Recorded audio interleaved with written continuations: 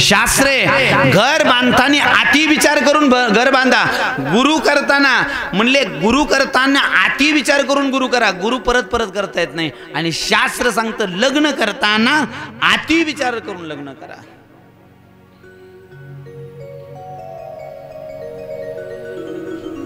लग्न करताना म्हणून मुलगा 100 वेळा चेक केला पाहिजे. ज्याला मुलगी द्यायची त्याला संपत्ती पाहून, गाड्या पाहून, बंगले पाहून काही देऊ नका.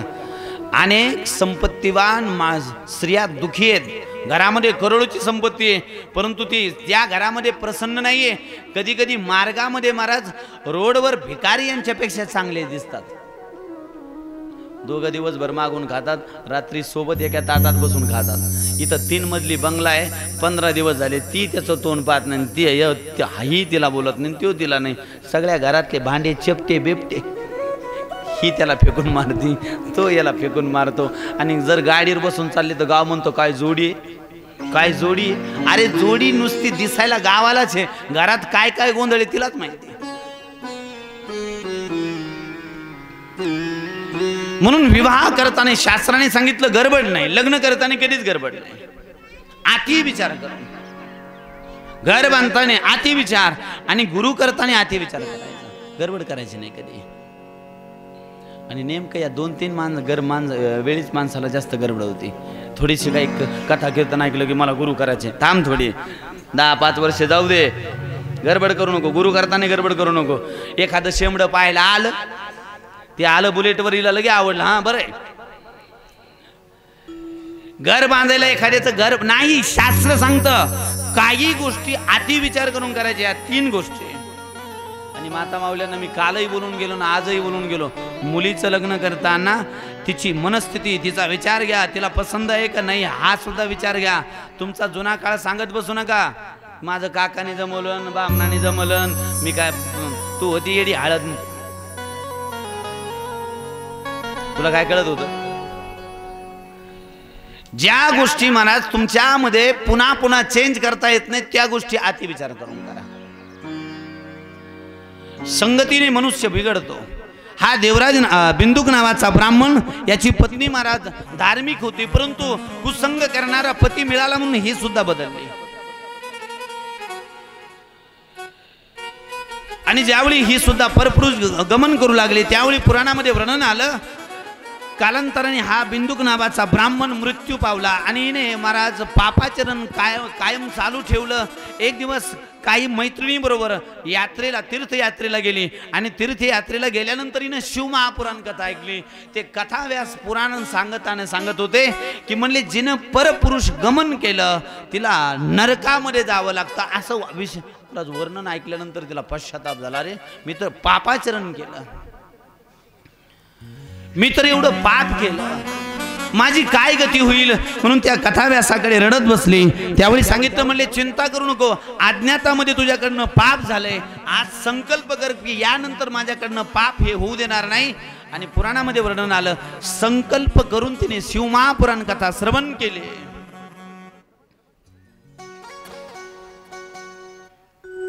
बोलिए भोलेनाथ भगवान की जय, उमापति महादेव की जय. हर महादेव, हर हर महादेव, हर हर महादेव. महादेव जरा मोठ्याने म्हणत जा. गाडी देव, बंगला देव, महादेव. गाडी बंगला म्हणत पहा अगोदर महादेव, गाडी बंगला म्हणल्यावर महादेव.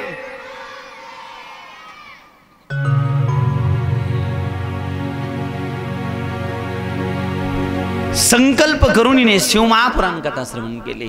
आणि पुराणामध्ये वर्णन आलं या संकल्पामुळे म्हणले हिला भगवान शंकराच्या धामाची प्राप्ती झाली. ही पार्वतीची दासी झाली. आणि पुराणामध्ये वर्णन आलं एक दिवस उदास झाली, चिंतातूर बसली. त्यावेळी पार्वतीने विचारलं कशाची चिंता. म्हणले माझ्या पतीचा माझ्या अगोदर मृत्यू झाला, परंतु त्यांची काय गती झाली, ते कुठं आहेत, कसे आहेत, मला काही माहिती नाहीये. त्यावेळी पार्वतीने महाराज दिव्य दृष्टीने पाहिलं आणि सांगितलं म्हणले तुझा पती बिंदुक एका पर्वतावरती पिशाच होऊन पडलाय. महाराज वाईट वाटलं. आणि महाराज स्त्री जात एक अशी आहे ती प्रत्येक काम करत असताना नवऱ्या करता मुला करताच करते. आतापर्यंत एकाही स्त्रीनं महाराज महादेवाकडे गेल्यानंतर अगोदर स्वतः करता काहीच मागितलं नाही. ती जर ह्यो पावल्या खेळत असेल तर महादेवाला प्रार्थना करते यांच्या पावल्या बंद होऊ दे. पावल्या नाही अंतरवालीत कोणी नाही खेळत, ही प्रार्थना करते. इथं बसलेल्या कोणत्या तरी पठ्ठ्याने म्हणावं की मी बायकोसाठी सोमवार केलाय. हा आता मिळत नाही म्हणून एखाद्याने केला असेल सोमवार, आता मिळावी म्हणून, बरं बायको मिळावी म्हणून. परंतु आतापर्यंत बायको आजारी पडली आणि एखाद्याने सोमवार केलाय असं कधीच नाही. नवरा जर आजारी पडला तर महाराज तुम्ही अनेक उपवास केले, परंतु यांनी तुमच्याकरता आतापर्यंत उपवास केला नाही. आता करू लागले काही काही मिळाना म्हणून. आणि एक सांगू, जोपर्यंत मिळत होत्या तोपर्यंत कळालं नाही.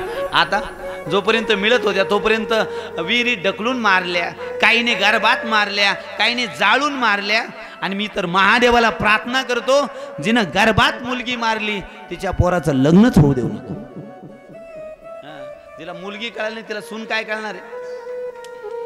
जिनं गर्भात मुलगी मारली तिचा मुलगा नंदीच कशाला लग्न करते मुलाचं.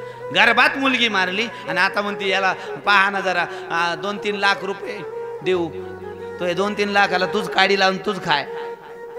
आता काय याला 2-3 लाख देते. गर्भात मुलगी मारली ना आता मुलीसाठी रडते. ज्यावेळी मुली मिळत होत्या त्यावेळी मला किंमत नव्हती. आता बळच वाट्यावर पटलं की पहा ना एवढ्या उन्हाळ्यापर्यंत तरी आता तूच पाय तुझे. आणि मुलींना सध्या महाराज सगळ्या क्षेत्रात मुली पुढेच आहेत. शिक्षणात पुढे. तुम्ही घरी गेल्यावर मुलाचा अक्षर पहा, मुलीचा अक्षर पहा, मुलाचा अक्षर पहा आणि मुली पहा, मुलीचं दप्तर पहा, मुलाचे टक्के पहा, यांचे टक्के पहा, यांचे स्वप्न पहा, मुलाचे स्वप्न पहा. मुलीला विचारा काय व्हायचंय, डॉक्टर, इंजिनियर, वकील, काही मोठे स्वप्न. आणि पोराला विचारा, ते म्हणतं मला ट्रॅक्टर ड्रायव्हर व्हायचंय. पहा तुमचा नवसाचा पेडा. पोराचे स्वप्न पोरीचे स्वप्न पहा. आणि तरीही म्हणते मा पेडा जेवलाच नाही. मुलीचे स्वप्न मोठे आहेत. भगवान सूर्य म्हणतात ऋषींनो, या बिंदूच्या पत्नीच्या डोळ्यातनं अश्रुधारा वाहू लागल्या. पार्वतीजवळ रडू लागली, आज माझे पती पिशाच होऊन पडले. म्हणले काहीतरी करा की जेणेकरून माझ्या पतीचा उद्धार होईल.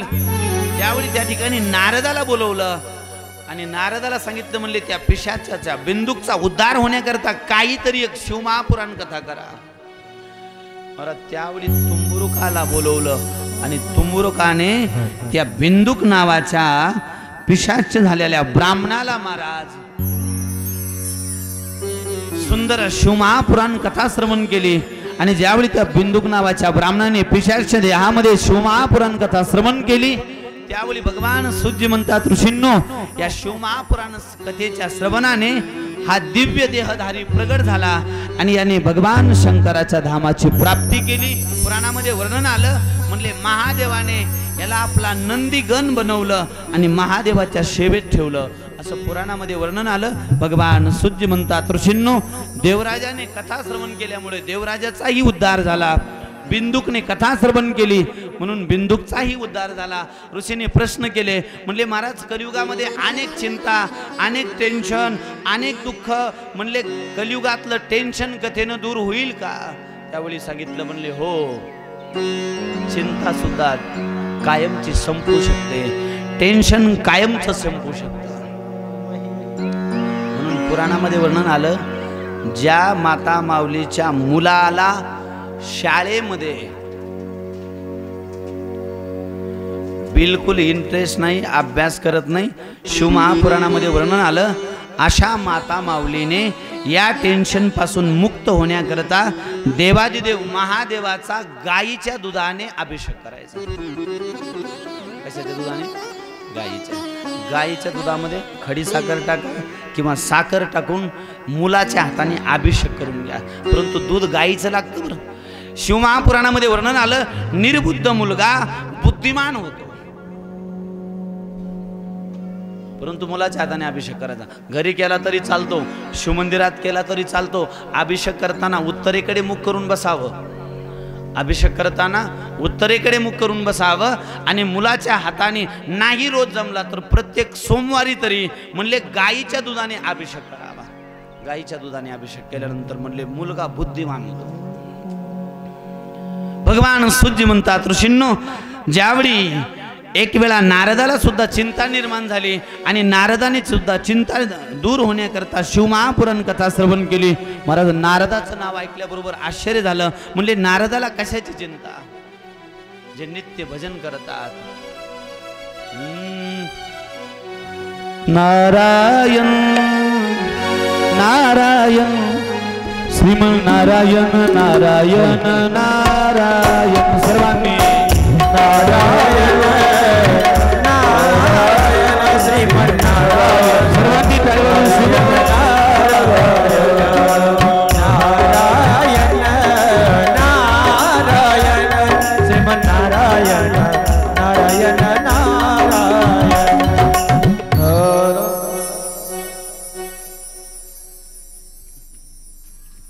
धन्यवाद अण्णा. 10-5 मथारे शोधा. कमी होतील, जास्त लागतील. 5-50 शोधा. कशाला ओवाळून टाकावे लागतील. किती मोठ्याने भजन म्हणतात या, जरा मोठ्याने. नारायण नारायण श्रीमन नारायण नारायण नारायण.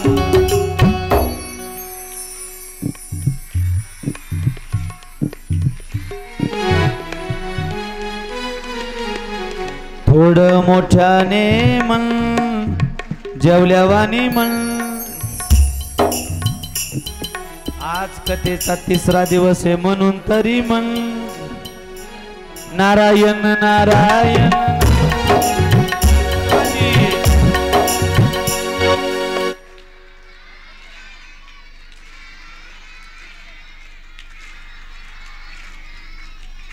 एक मिनिट माता माऊलींनो, तुम्ही थांबा. फक्त पुरुष मंडळीचा आवाज पहा. पुरुष मंडळी फक्त तुम्ही म्हणायचं बरं. जर का तुमचा यांच्यापेक्षा आवाज कमी आला तर आजचे भांडे तुम्ही घासायचे. कोणी भांडे कोणी घासायचे? तुम्ही. पुरुष मंडळी, जर भांडे घासायची तयारी असेल तर आवाज कमी, आणि जर नसेल तर आवाज यांच्यापेक्षा डबल आला पाहिजे. फक्त पुरुष मंडळी म्हणतील, बाकीच्यांनी सर्वांनी शांत. नारायण नारायण श्रीमन नारायण नारायण नारायण.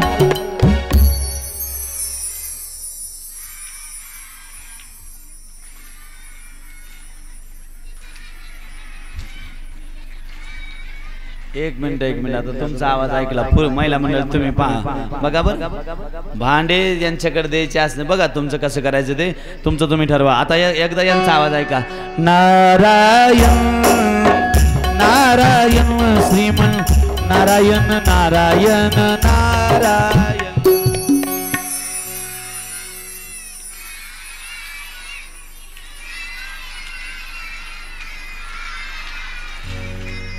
पक्क्या भांड्याला वैतागल्या. तुमचाच नंबर दिसतोय आज. एक परत चान्स तुम्हाला, एक परत. पुरुष मंडळी फक्त नारायण नारायण श्रीमन नारायण नारायण.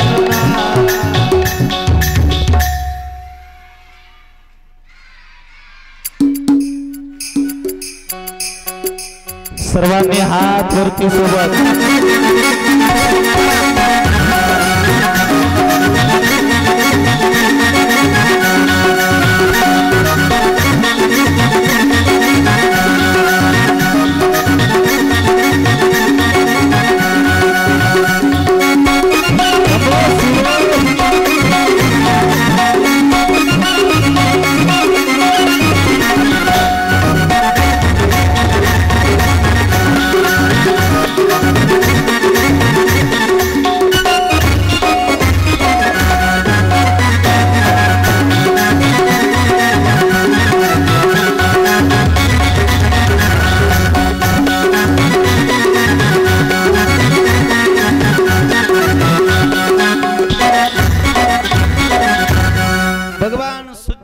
म्हणतात ऋषींनो, नारदाला एक वेळा चिंता निर्माण झाली. म्हणले जे नित्य नारायण नारायण नावाचा जप करतात त्या नारदाला का चिंता निर्माण झाली, कशाची चिंता निर्माण झाली. म्हणले नारदाला घर ना दार. त्यावेळी भगवान सूर्य म्हणतात ऋषींनो, एक वेळा नारद महर्षी पृथ्वी तलावरती भ्रमण करण्याकरता आले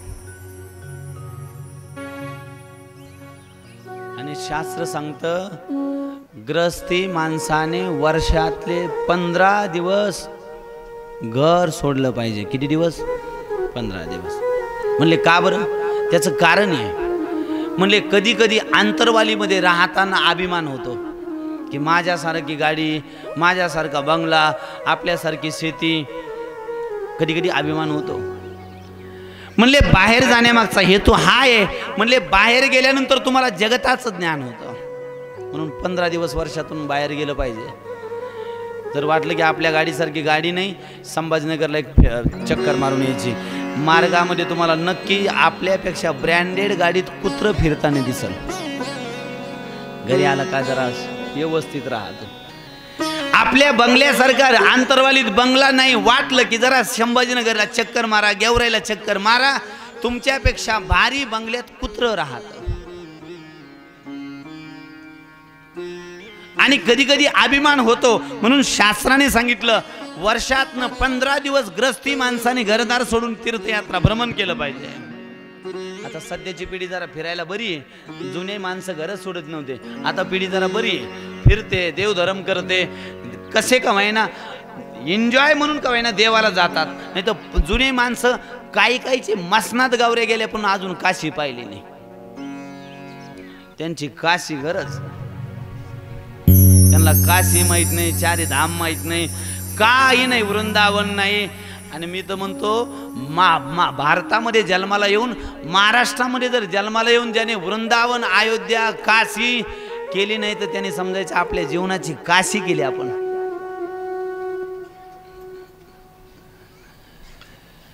काय भारतात येऊन उपयोग आहे? मरण्या अगोदर कमीत कमी 4 धाम व्हायला पाहिजेत. नाही 4 धाम झाले तर कमीत कमी डोळ्याने वृंदावन पहा, मथुरा पहा, काशी पहा, अवध नगरी पहा. आणि राम मंदिर झाल्यानंतर जो अवध नगरीला गेला नाही त्याने समजायचं माझ्यासारखा करंट्या कपाळाचा दुसरा कोणी नाही. त्याच्या अगोदर किती वेळा तुम्ही जाऊन या. सावरे को दिल में बसा करके देखो, एक बार वृंदावन में आकर तो देखो, एक बार वृंदावन में आकर तो देखो. बड़ा ही दयालु है बाके बिहारी, बड़ा ही दयालु है बाके बिहारी. एक बार वृंदावन में आकर तो देखो, एक बार वृंदावन में आकर तो देखो.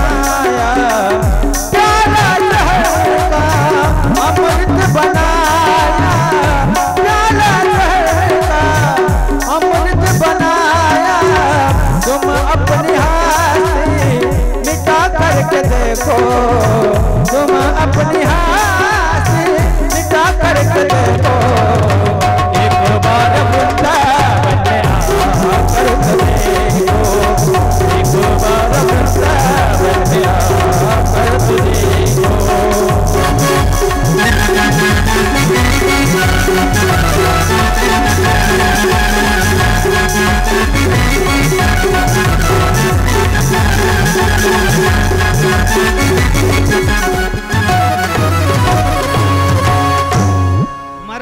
अगोदर एकदा तरी, आता ज्यांचे लग्न झाले त्यांनी सोडून द्या, ज्यांचं लग्न राहिलंय किंवा जमलंय त्यांनी नवऱ्याला पहिलं मागणं मागायचं काय, मोबाईल घेऊन देशील का,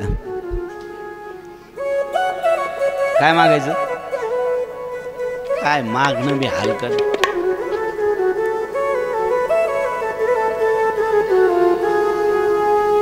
एक मुलगी एसटी मध्ये बसली आणि तिचं सगळं लक्ष मोबाईल मध्ये होतं. कंडक्टर म्हणला हा मोबाईल तुला खूप पुढे घेऊन जाईल. काय म्हणला, हा मोबाईल तुला खूप पुढे घेऊन जाईल. मुलीनं एकदा ऐकलं, लक्षात आलं नाही. पुन्हा कंडक्टर फिरून फिरून आला, दीदी तुला हा मोबाईल खूप पुढे घेऊन जाईल. दुसऱ्या वेळी तिच्या लक्षात आलं नाही. तिसऱ्या वेळी कंडक्टर पुन्हा फिरून फिरून आला आणि तिला म्हणला दीदी हा मोबाईल तुला खूप पुढे घेऊन जाईल.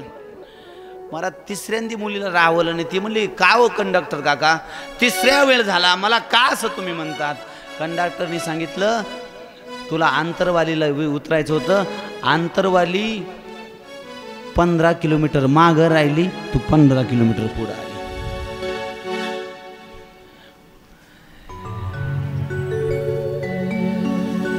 ज्यावेळी काही मागणं मागतात त्यावेळी असं मागणं मागा, लग्न जमल्यानंतर पहिलं मागणं हे मागा, मला काशीला नेशील का, मला वृंदावनला नेशील का, मला आवध नगरीला घेऊन जाशील का, असं काहीतरी मागणं मागा. हलकट मागणं मागू नका. हे मोबाईल हे रोडवरच्या भिकाऱ्याकडं महाराज चांगले चांगले फोन आहेत, आपल्याकडे नाही. असे रोडवरच्या भिकाऱ्या रोडवर झोपतात. हे मोबाईल हे चिल्लर गोष्टी मागू नका. ज्यांचं राहिलंय त्यांचं आणि ज्यांचं झालंय त्यांना विनंती आहे, कधीतरी मरणा अगोदर एकदा तरी डोळ्याने आवध नगरी पहा. म्हणले महाराज आमचे काही नेण्यासारखे नाही आहेत. मग एक काम करा, तुम्ही तुमच्या शेताचंच नाव काशी, अयोध्या,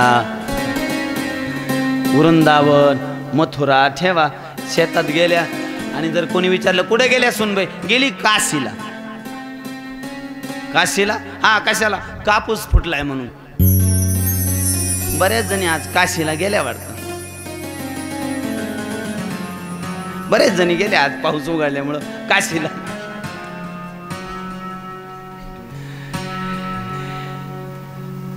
म्हणले नारद देव लोकामध्ये राहणारे, नारद सुद्धा म्हणले या मृत्यू लोकामध्ये भ्रमण करण्याकरता येतात. नारदाला सुद्धा देव लोकामध्ये करमत नाही, एवढी ही पवित्र आणि महान भूमी आहे. म्हणले नारद ज्यावेळी भ्रमण करू लागले आणि भ्रमण करत करत करत करत नारद महर्षी हिमालयाकडे गेले आणि हिमालयाकडे गेल्यानंतर नारदाने एक सुंदर गुफा पाहिली आणि त्या गुफेमध्ये नारद महर्षी ध्यानास्थ बसले. नारदाला समाधी लागली. नारदाची समाधी इंद्रलोकातनं इंद्राने पाहिली आणि महाराज इंद्राने विचार केला नारद तपश्चर्या करतात, याचा अर्थ नारदाला माझं इंद्रासन प्राप्त करायचं वाटतं. आणि महाराज पद एक असं विषय आहे, हे पद माणसाला काही झालं तरी सोडावंच वाटत नाही. तुम्ही म्हणाल आमच्याकडे काय पद आहे महाराज, तुमच्याकडे सुद्धा पद आहे. कोणतं पद आहे तुमच्याकडे, कोणतं, सासू पद आहे. सासू हे सुद्धा सुटतंय का, सुटतंय. मुलाचं लग्न झालं, दिल्या कपाटाच्या चाव्या सुनाकडं, नाही कथेला घेऊन आली कमरेला. सुटतंय का, सासूपद सुटतंय. महाराज 99% म्हातारी माणसं जर आता सध्या घरात दुखी का असतील तर फक्त त्याचं कारण एवढं आहे, त्यांना वाटतं मला पहिला मला विचारून गेवरायला जात होता, पहिला मला विचारून किराणा आणत होता, आता तिला विचारतो. आता तुझ्या गावऱ्या मसनात गेल्या कवार तुला विचारेन, विचारूच नाही तिला. 99% म्हातारे माणसं दुखी फक्त एवढ्यामुळेच. म्हाताऱ्या माणसाने एक मंत्र माझा लक्षात ठेवा, म्हातारपणी ज्याला महाराज तोंडावर कंट्रोल आहे त्याचं म्हातारपण सुखी आहे. म्हातारपणी जास्त बोलायचं नाही, पण म्हातारीने गप राहत नाही. म्हातारे माणसं घरात गप राहत, बोलणार म्हणजे बोलणार. ते नवरा बायको दोघं बोलायला लागले की ना मध्ये तोंड घातलंच महाराज, मध्ये तोंड घातलं की धोपटी खावं लागते. तुम्ही कुत्र्याला भाकरी टाकता का नाही? टाकता. मग जर त्याच कुत्र्याने पातेल्यात मध्ये तोंड घातलं काय करता? काय करता? त्याला धोपटी घालता. कोणाला? मध्ये तोंड घालणार आहे कोणाला? मग कुत्र्याचं पाहून एवढं तरी शिका की कोणाच्या मध्ये तोंड घालू नाही. म्हाताऱ्या माणसाला माझी विनंती आहे, म्हातारपणी जर सुखी राहायचं असेल तर फक्त बोलणं कमी करा. तुमच्या तोंडामुळे तुम्ही जास्त दुखी आहेत. तारुण्यात ज्याला शरीर सांभाळता आलं त्याचं जीवन सुखी आहे, आणि म्हातारपणी ज्याला तोंड सांभाळता आलं त्याचं म्हातारपण सुखी आहे. म्हाताऱ्या माणसाने जास्त डोकं लावायचं नाही, जास्त बोलायचं नाही. परंतु म्हातारी काय गप झोपत गप बसणार. म्हातारपणी तोंड सांभाळणं खूप महत्वाचं आहे बरं. म्हातारपणी तोंड सांभाळता यावं म्हणून म्हातारपणी जास्त मध्ये मध्ये करायचं नाही, जास्त बोलायचं नाही, विचारलं तेवढंच. भगवान सूर्य म्हणतात ऋषींनो, पद हे कोणाला सुटत नाही, पदाचा मोह हा कोणाला सुटत नाही. आज इंद्राने विचार केला माझं इंद्रासन जाईल, म्हणून इंद्राने अप्सरा बोलवल्या आणि सांगितलं जा, नारद महर्षी तपश्चर्या करतायत, त्या नारदाची तपश्चर्या भंग करा. त्यावेळी पुराणामध्ये वर्णन आलं, त्या सुंदर स्वर्गातल्या अप्सरा नारदाजवळ आल्या आणि नारदाजवळ आल्यानंतर त्या स्वर्गातील अप्सरा नृत्य करू लागल्या. मला त्या स्वर्गातल्या अप्सरा ज्यावेळी नृत्य करू लागल्या त्यावेळी पुराणामध्ये वर्णन आलं, म्हणजे नारदाला त्या नृत्याने काही महाराज मेनका नावाची अप्सरा आली. एक मिनिट, याचा आवाज का आवाज याचा लक्ष द्या बरं थोडं, मध्ये आवाज तुटतोय. बोलिए भोलेनाथ भगवान की, उमापति महादेव की, हर हर महादेव, हर हर महादेव. भगवान सूर्य म्हणतात ऋषींनो, ज्यावेळी मेनका नावाची अप्सरा नृत्य करू लागली, ज्यावेळी मेनकेचं नृत्य सुरू झालं त्यावेळी पुराणामध्ये वर्णन आलं, नारदाला तिच्यावर नृत्याने काही परिणाम नाही झाला. त्यावेळी पुराणामध्ये वर्णन आलं, तदनंतर उर्वशी नावाची अप्सरा, ज्यावेळी उर्वशी नावाच्या अप्सरेने नृत्य केलं त्यावेळी पुराणामध्ये वर्णन आलं, म्हणले नारदावरती तिचाही काही परिणाम झाला. सर्व नृत्यांगना त्या अप्सरा नाचून नाचून थकल्या आणि पुन्हा इंद्राकडे आल्या. म्हणल्या नारदाच्या तपश्चर्येवरती काही परिणाम होईना, म्हणले आम्ही नृत्य करू करू थकून गेलो. नारदाने विचार केला, इंद्राने विचार केला आता काय केलं पाहिजे. त्यावेळी पुराणामध्ये वर्णन आलं, याने कामदेवाला बोलवलं आणि कामदेवाला सांगितलं लवकरात लवकर म्हणले तू नारदाची तपश्चर्या भंग करण्याकरता जा. कामदेव नारदाची तपश्चर्या भंग करण्याकरता आला, परंतु कामाचा सुद्धा नारदावरती काही परिणाम झाला नाही. आणि पुराणामध्ये वर्णन आलं, त्यावेळी कामदेवाने नारदाची स्तुती केली. म्हणून माणसाने स्तुती करून घ्यायची सवय लावू नाही, आपल्याला लय स्तुती करून घ्यायची सवय.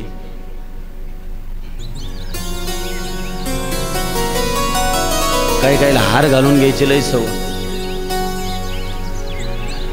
हार लय चांगले नाहीत बरं. तुम्ही लग्नात एकच घातलाय तर एवढे परेशान आहेत. आम्ही रोज 4-5 घालतो, आमची किती परेशानी असेल. हार काही एवढा चांगला नाहीये. हाराची जर सवय लागली ना आणि एखाद्या दिवशी जर हार आला नाही तर त्याला हारल्यासारखं वाटतं. हाराची सवय लागू नये माणसाला. हार लय चांगला नाहीये.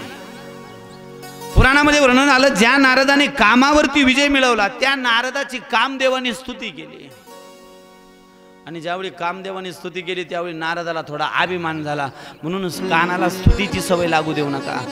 कानाला जर स्तुतीची सवय लागली ना, ज्याला स्तुती ऐकून घ्यायची सवय